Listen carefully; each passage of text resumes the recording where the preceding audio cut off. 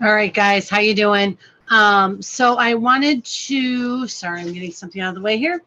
All right, so this is a short lecture on chapter 16 on the theoretical. I'm in the education chapter, and I'm looking at the theories of education. So I apologize when I'm looking over the thing here. I'm looking at the screen behind me where I have the textbook pulled up. So remember, it's openstax.org.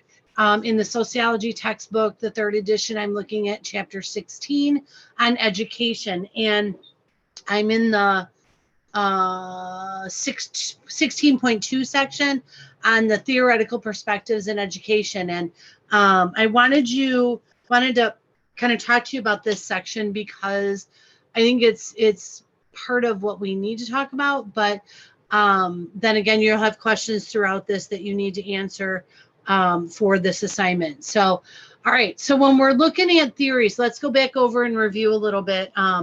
Let's review. We have, when we're doing theories, we have functionalism, conflict, and symbolic interactionism. So, I'm going to move this right now so I'm not looking over your shoulder. So when we are talking about functionalism in general, we're looking at what is the function or what is the role of something, in society. What are we looking at? What is the role or the function of something? Conflict theory is always going to look at the power and control, the power struggle, who has power over someone else. And then symbolic interactionism is always looking at how you are seen. It's looking at, how you present. It's how people interpret you. It's things like that. And then, of course, feminist theory is not, my male students, please don't, and others don't go crazy on feminist theory. It's not, a theory that says we shouldn't have men or anything like that. Feminist theory, in general, looks at the history of women and the lack of power that women have had over time. So when you're looking at theories, regardless of the topic, functionalism, conflict, and symbolic interaction, and feminists are all going to look at the same topic, but from a different perspective. So that's what we're looking at when we're talking about these theories here with education. So I'm going to go back over here. So when we talk about functionalism, we look at, obviously, what is the function, what is the role of something in society, and the biggest thing with education is functionalism looks at what we call manifest and latent functions. So manifest functions are, what is the intended, what's the intended outcome of education? So, for example, the intended outcome of college may be that you guys graduate, that you learn sociology, that, it just kind of depends on what's going on. We transmit culture that way.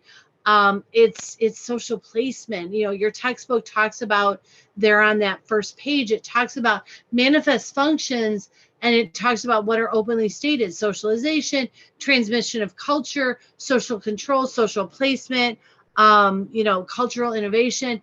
When we talk about social placement, the more education you have, the higher up in society you are. A medical doctor has a higher social placement than someone who isn't a medical doctor. But even within that, if you are a pediatrician, you don't have as high of a social placement as, for example, a brain surgeon, or whatever. And again, please don't take that as one is better than the other. That's not what we're saying. But with education, part of education is looking at what does education give you and what does it do to your social placement. So that's, the first kind of idea with functionalism, but it also looks at, this idea of what we then call latent functions. So latent functions are those unintended things that happen. So maybe you're here at Kishwaukee and the intention or the manifest function is for you to graduate with your 2-year degree or a certificate in something. Maybe you're taking a class for a prereq, whatever. But maybe along the way, maybe you found someone that you wanted to date, or maybe you found great friends, or whatever it is. Maybe you got involved in something.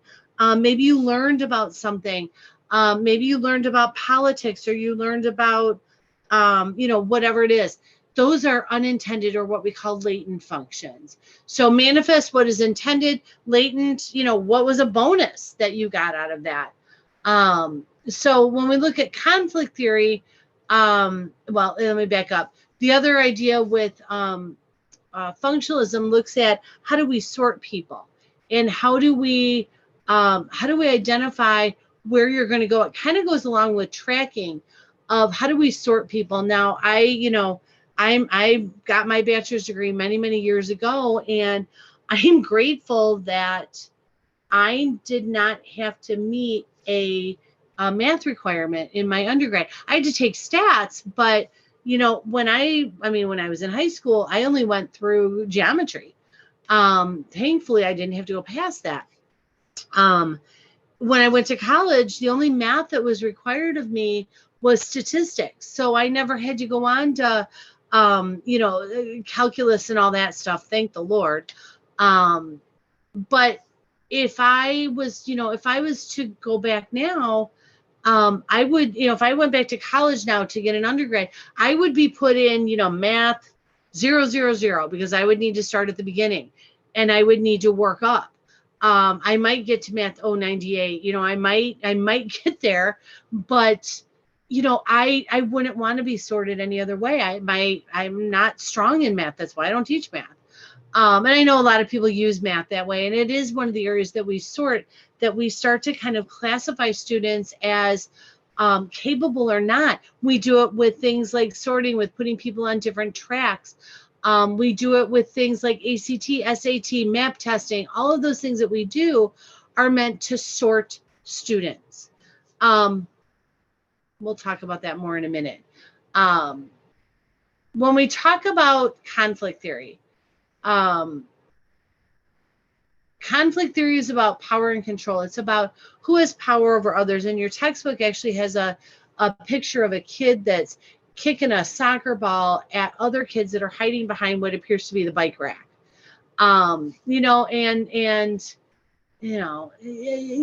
Sometimes I think that's a misleading picture, because it implies that kids have other power over kids, and they do. We can look at bullying in schools as a conflict theorist idea of one kid trying to have power over another. But when we're looking at education, we can look at the very basics, like teachers and principals and deans and whatnot that have power over another student, that the school, private schools have more power to dismiss students than public schools, things like that. We talk about things like cultural capital, how much knowledge or cultural knowledge do you have? But then we talk about this other idea, what's called the hidden curriculum. And, hidden curriculum, what is taught to you that comes from who your teachers are. I am a middle-aged white female. I see the world through middle-aged white female eyes. That's not a bad or a good thing. It just is. You might be a middle-aged male of whatever race, or a teenage female of whatever race or religious background or whatever.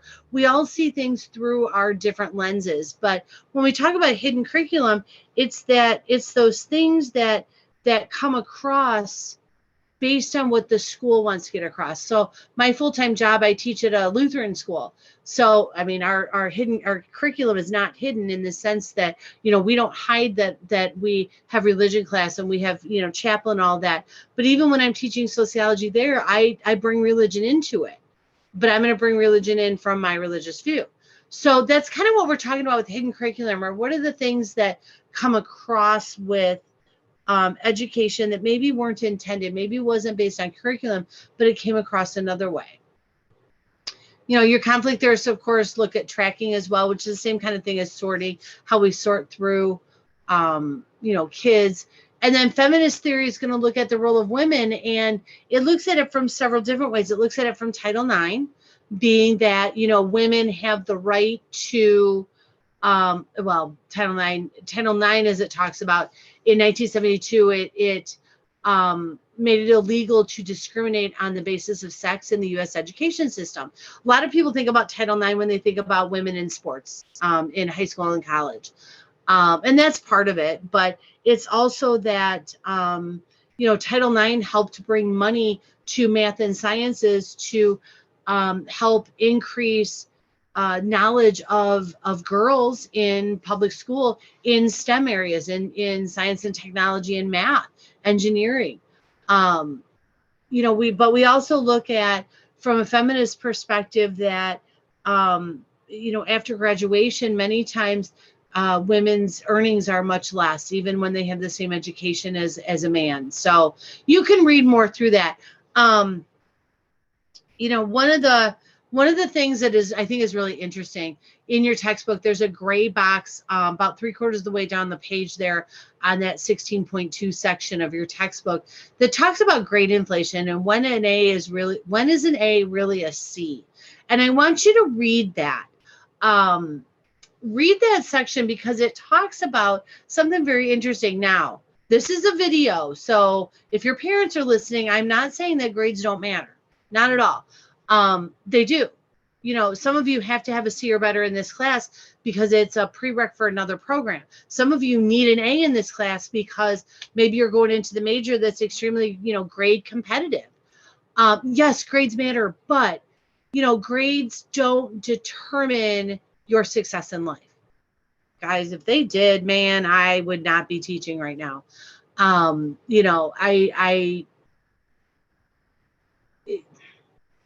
Grades matter, but if you just look at grades, that does not determine your success in life. So, and then again, you have to define success. But, if we're looking at things like grades and our expectations of people, I mean, I can tell you story after story of students that were not strong in school that are absolutely successful. My son went away to the University of Minnesota years ago as an engineering major, and his roommate was actually someone who won a scholarship that was a full ride, tuition, food, everything included, full ride, 4 years engineering program, but it came with a lot of expectations. His roommate got 6 weeks into the semester and said, nope, this isn't for me. Didn't go to class, didn't do anything, ended up dropping out of school. It wasn't for him.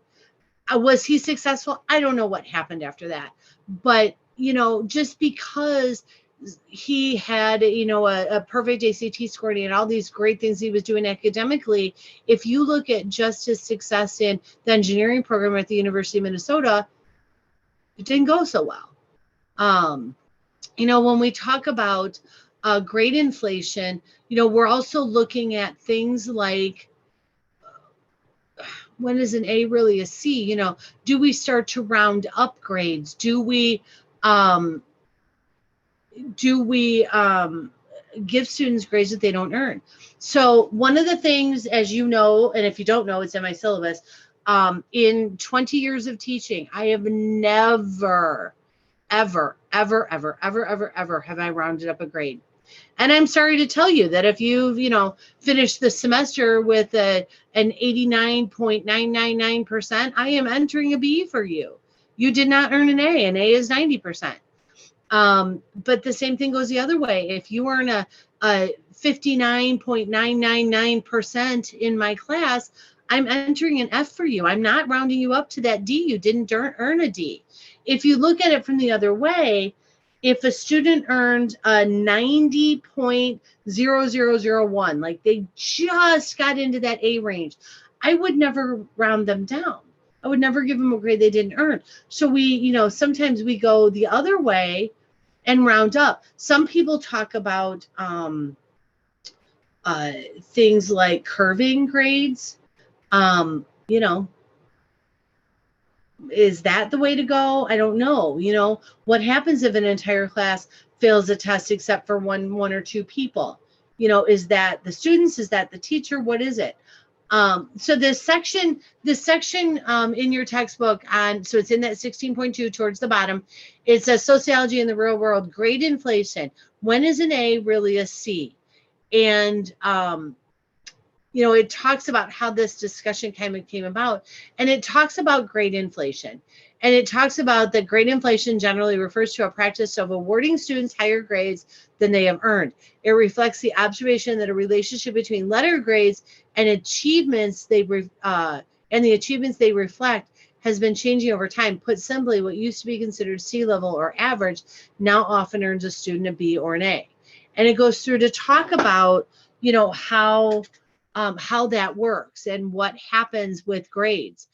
Now, I don't round up, but I also give you guys grades based on, are you doing the work? I'm not in front of you all the time, so I can't hear, what you're doing. So are you doing the work? Well, if you're doing the work and you're doing it right, maybe your answers aren't quite right, and I'll help you with that, but I'm going to give you all the points for that. I want you to learn in this class, but you still have to do the work, right? So it's part of why I also am very strict about if you don't turn stuff in on time, sorry. But I also know with things like grade inflation, you can get into the discussion of completion grades. So I know one of the classes that my daughter has, geometry, the teacher, if they turn in their homework, the teacher just automatically gives them an A+ on the homework. And at first I'm like, what are you doing? Like, why? You don't even know what they're doing. You don't know if they understand the material. You don't know. And yet that class for my child who went into this thinking I'm not a math kid, went into this class, very unsure of herself, now has earned an A in geometry. And I think part of it was that homework helped, but now it was a whole different view of the approach of the class. And now she's earning, 13 out of 15 on quizzes, or, 89 out of 90 on a test. And, her grade, it's actually been quite amazing. So what I want you to do for this section, I want you to read that section on grade inflation. When is an A really a C? It's in that textbook. Again, it's in chapter 16, the education, 16.2, the theoretical perspectives. Read that gray box section down there. Think about your history at school. Think about high school or even college, and give me 8 to 10 lines about, at least, of what do you think? What do you think? Did you experience grade inflation? Are you experiencing it now? Did you experience it in high school? Have you never experienced it? What do you think about the section? What do you think about what it says? I want self-reflection on this. 8 to 10 lines. I'm going more for 10 here because I want well thought out answers to this. Tell me what you think. Have you experienced it? What do you think about that section in the textbook? Just talk about grade inflation. What have you seen? What have you not seen? What was helpful for you? What was not helpful for you? Just really reflect on it. So that's what I'm looking for the answer for this assignment. All right. Reach out if you guys have questions. Otherwise, have a good day.